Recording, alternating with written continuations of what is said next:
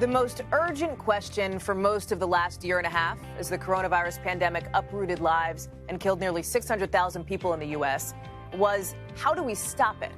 Now that vaccines are being more widely distributed, the focus is shifting to how do we stop it from happening again? And to answer that, we need to know how it started and how COVID-19 infected humans in the first place. That's why President Biden this week charged the intelligence community with pushing harder to get answers and putting a deadline on it, 90 days to report back to him with a more definitive conclusion. Janis Mackey Frayer has more in our Sunday Focus.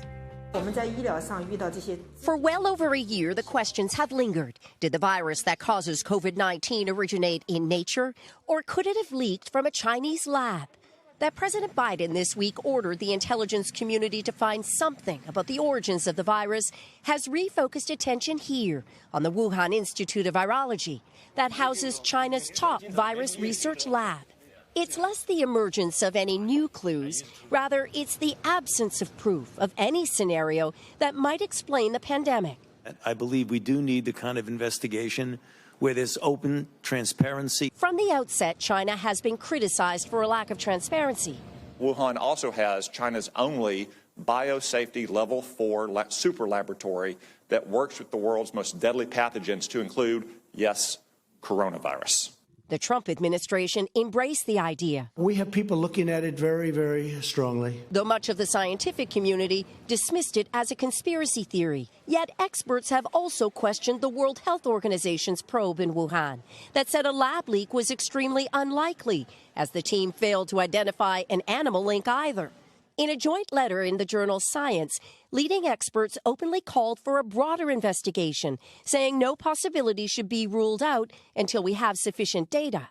NBC News was granted the only independent media access to the Wuhan lab in 2020. Lab directors, not surprisingly, denied any leak. Has anyone at the lab, either personnel or connected to the lab, tested positive for this virus? No.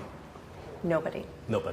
But a newly revealed U.S. intelligence report, confirmed by NBC News, claims 3 lab workers sought treatment for COVID-like symptoms at a hospital shortly before cases exploded in Wuhan. China rejects accusations as a smear campaign and says the WHO should be looking into labs in other countries, including the U.S. Finding the real origin is not the real job of an intelligence officer. It is the job of a scientist.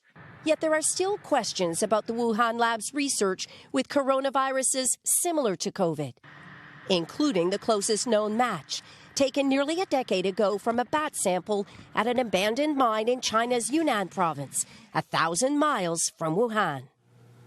And Janis joins us now live. Janis, good morning. You know, you were there. We watched you. I know you've been reporting on this since the very start of this pandemic. You asked about the possibility of a lab leak. When, if ever, emphasis on if ever, do you think we would ever have definitive proof on what happened here or real answers from China?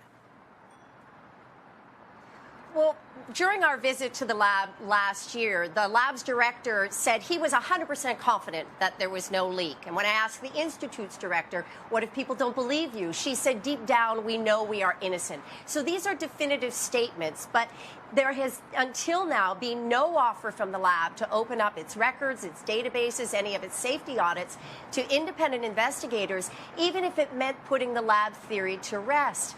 From China's perspective, not only did the virus not originate in a lab in Wuhan, they don't believe it started in China at all. But this has been China's position since the beginning of the pandemic, Hallie. All that's really changed is that now the lab leak theory has this mainstream variant.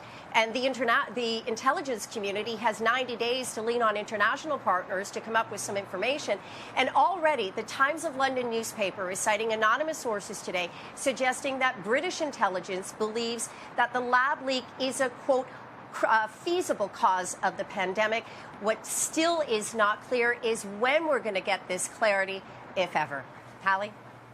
Janis Mackey Frayer in Beijing. Thank you so much for that reporting. We appreciate it. Hey, thanks for watching our YouTube channel. Find your favorite recipes, celebrity interviews, uplifting stories, shop our favorite deals, and so much more with the Today app. Download it now.